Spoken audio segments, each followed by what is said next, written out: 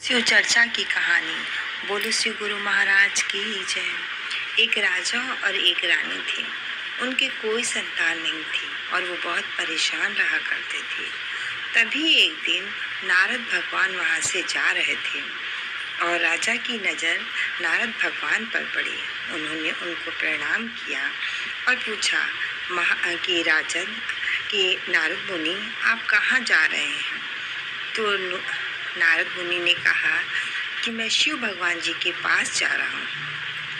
तब राजा ने कहा कि आप शिव भगवान से मेरी एक प्रार्थना कहिएगा और कहिएगा कि मेरे कोई संतान नहीं है और मैं निर्वंश हूँ। मेरा वंश कैसे आगे बढ़ेगा, इसका कोई उपाय बताएं। तो उन्होंने कहा ठीक है। फिर नारद भगवान शिव भगवान के पास गए और उनसे उस राजा के बारे में सब कुछ बताया। शिव भगवान ने कहा कि उस राजा के भाग्य में कोई पुत्र है ही नहीं, वो निर्वंश ही रहेगा। तो उसने वो आए वहाँ से और आते समय राजा उनका इंतज़ार कर रहे थे कि अब तो नारद मुनि वहाँ से आएंगे तो मेरी सवाल का समाधान होगा। तो वो आए और उन्होंने उनसे पूछा। राजा ने उनको देखा, बोला क्या बात है, आप इतने उदास क्यों लग रहे हैं नारद मुनि जी, और आपने शिव भगवान जी से मेरी बात कही।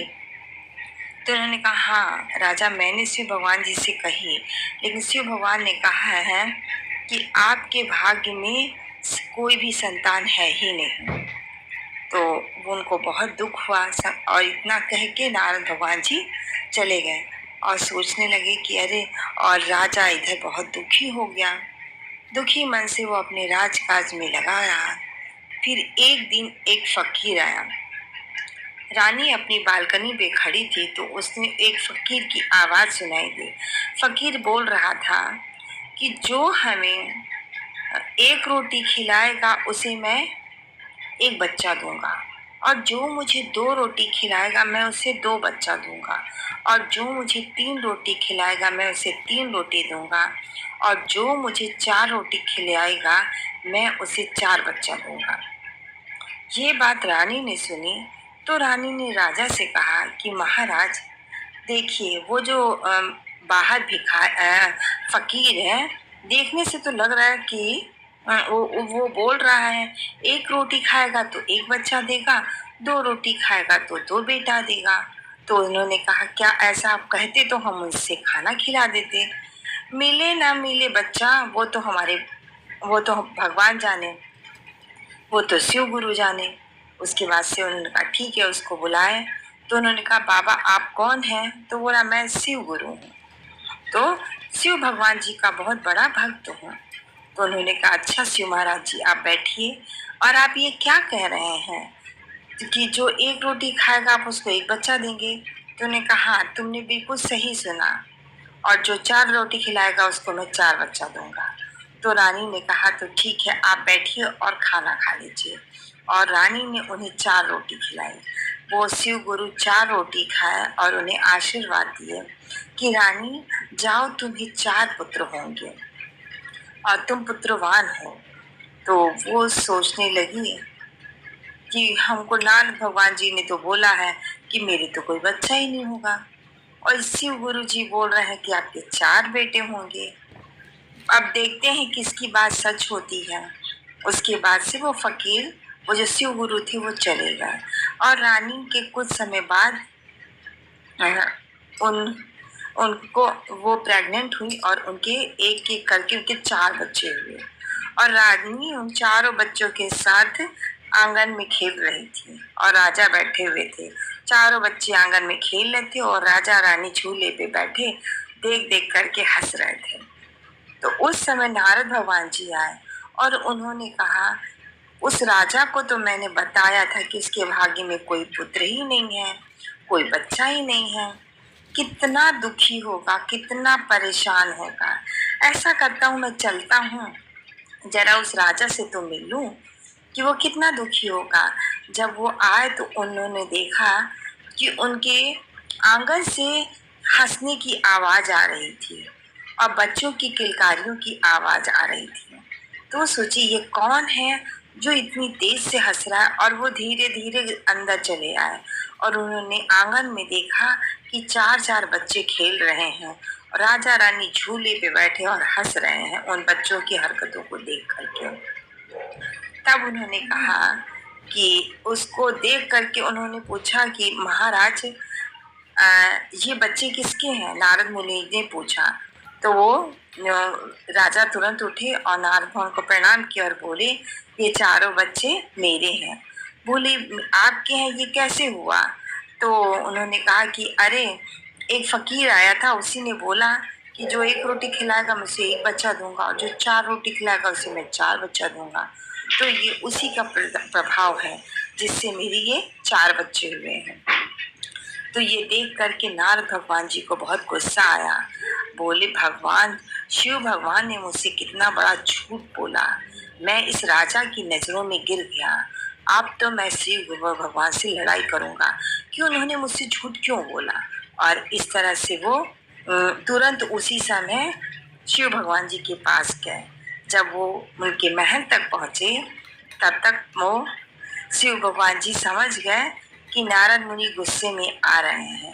तो उन्होंने पार्वती जी से कहा कि जाओ तुम दरवाजे पे खड़ी हो जाओ और जब नारद भगवान जी आएंगे तो आप उनसे यही कहिएगा कि अभी आप भगवान जी से मिल नहीं सकती हैं क्योंकि उनके पेट में बहुत तेज से दर्द हो रहा है और जब वो कोई उपाय बताएंगे कि उनका पेट दर्द कैसे ठीक होगा तो तुम ये बात कहना। तो उन्होंने कहा ठीक है। और फिर पार्वती माता दरवाजे पे खड़ी हो गई और उसी समय नारद भगवान जी गुस्से में आए और बोले शिव भगवान जी कहाँ हैं, मैं उनसे मिलना चाहता हूँ। तो उन्होंने कहा अरे भाई क्या बात है क्या बात है? तो कह रहे नहीं मैं कुछ नहीं जानता हूँ, मैं पहले शिव भगवान जी से मिलना चाहती हूँ, बताइए। तो उन्होंने कहा उनकी तबीयत खराब है।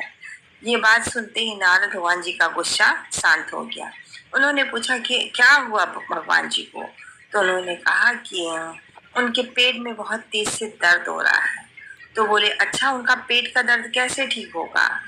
तो पार्वती माता जी बोली अगर कोई भक्त अपनी एक आंख निकाल करके दे और उसका वो जो खून उनके नाभि में लगाया जाए तो जिससे उनका पेट का दर्द ठीक हो जाएगा। तो उन्होंने कहा अच्छा ये कौन सी बहुत बड़ी बात है, मैं अभी जाता हूँ और अभी किसी भक्त का मैं आंख लेकर के आता हूँ। तो उन्होंने सुबह से शाम हो गई, उनको कोई ऐसा भक्त नहीं मिला। वो सबको बताते तो बोलते हाँ मैं शिव भगवान जी का भक्त हूँ, लेकिन अपनी आंख देने के लिए कोई तैयार नहीं होता। और सुबह से शाम हो गई, नारद भगवान को कोई ऐसा भक्त नहीं मिला जो उनको वो आंख अपनी दे सके।